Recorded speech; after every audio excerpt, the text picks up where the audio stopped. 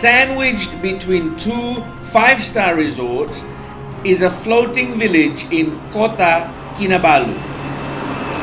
Traditionally, this is home to many fishermen.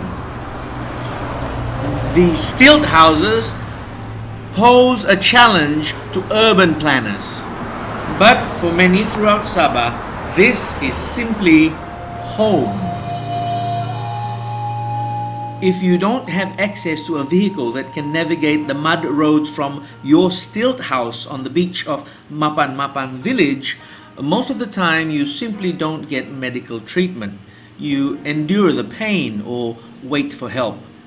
And help was what a group of physicians, dentists, and dental assistants brought to an isolated fishing village near Pitas, led by Rotary Club President Mahmud Tahir and past President Datuk Dr.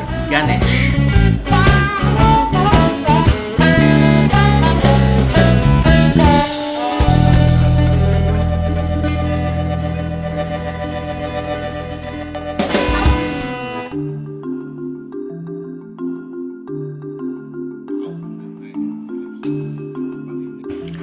Every time we give them The place is known as Kampung Mapan, new mouth. a fisherman village. Half an hour or 40 minutes from here, and we're bringing medical teams composing of general practitioners, dentists, and so we're expecting at least about 200-300 people to turn up. Some goodies for the work. Yeah. Use clothing, Use clothing. Toys. toys. Twice a year. Yeah, we have two programs in Naya for the medical outreach. And the next one, PPKNI is proposing in Tungot, which is quite far off from Kota Kinabalu.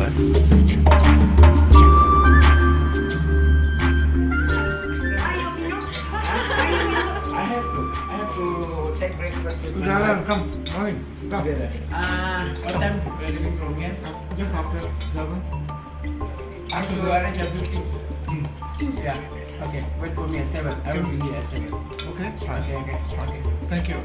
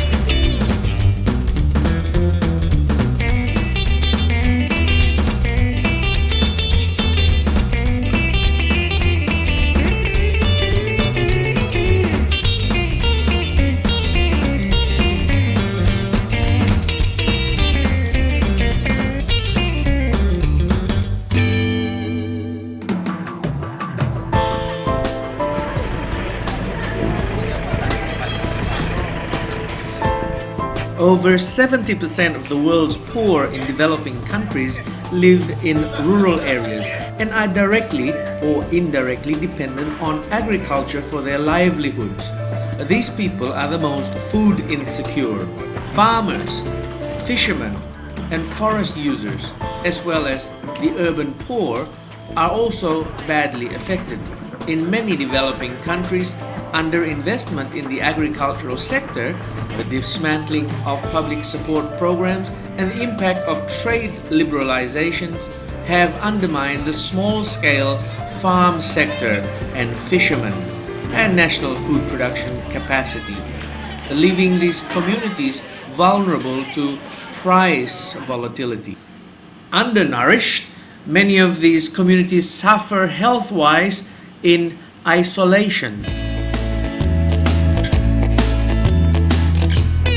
today is 28th of November, year 2010, and we are having the medical outreach program. Our Rotary Club of Kota Kinabalu South. This is one of those outskirts rural area projects that we do usually do twice yearly, and this is the first project for the year, and we are choosing this place almost at the tip of Borneo, in the district of Pitas.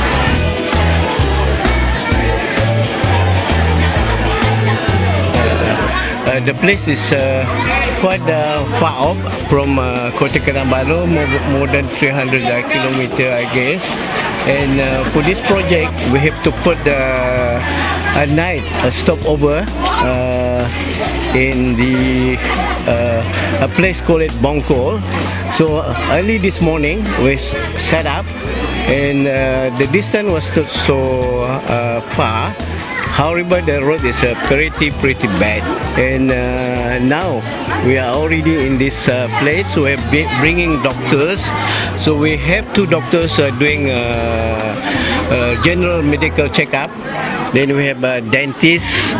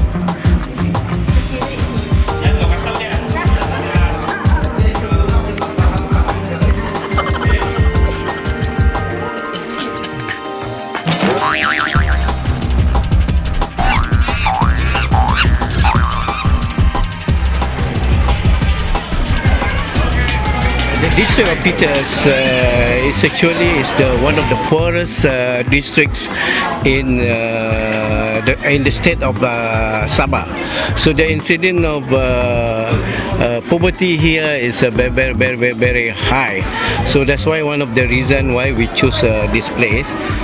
As you can experience just now, that when we have drive through the road, it's really pretty bad, and today the turnout is not too bad, and as you can see, we are making use of this school compound. We are lucky to have this shed, in the very area for us to have this kind of what they call the project, their facilities in their layouts, and most of them are fishermen. And as you can see, most of the crowd are older women and younger children. The young people have left the villages, looking for work in larger towns and cities. There are a few men around, fishermen. So we asked them, how's the catch these days? Dulu banyak ikan? Banyak. Berapa banyak dulu? Banyak lah, macam 30 kilo, 50 kilo. Sekarang sisa berapa? Sekarang 2-3 ekor. Dulu 50 ekor ada? Ada. Sekarang Berapa tahun lalu itu? kurang ada 10 tahun lebih lah. Makin hari makin kurang ya? Ya, Itu kira-kira kenapa itu sebabnya? tidak tahu. Ibu sini tidak tanam padi. Tiada tanam. Ya, kalau dikasih kesempatan untuk pertanian padi mau ikut tidak? Di mana? Tanam padi di bukit. Kalau ada boleh juga. Boleh juga ya? Ya.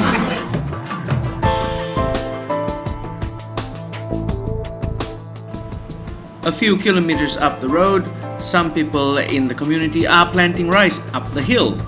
This might be a good supplement for their income.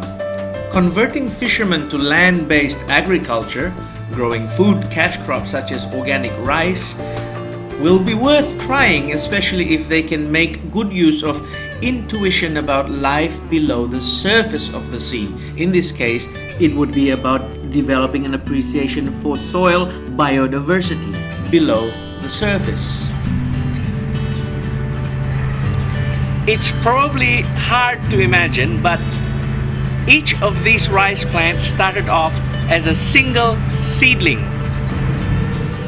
In this experimental farm, another Rotary Club member is learning how to plant with the system of rice intensification, or SRI, planting it on drier soil, much like hill paddy. The 6 steps of SRI are as follows.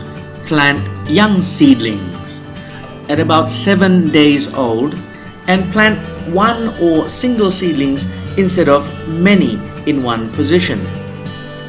Plant in wider spacing, say 30 by 30 centimeters square grids. Intermittent irrigation is practiced where the water comes on and off but never flooded. Weeding or soil aeration is practiced every 10 days until 40 days old. And finally, provide organic fertilizer. Rice straw is turned into compost. These will provide bigger and healthier roots with abundant soil biodiversity, life below the surface. The use of organic instead of chemical fertilizer will be better for marine life and for fish.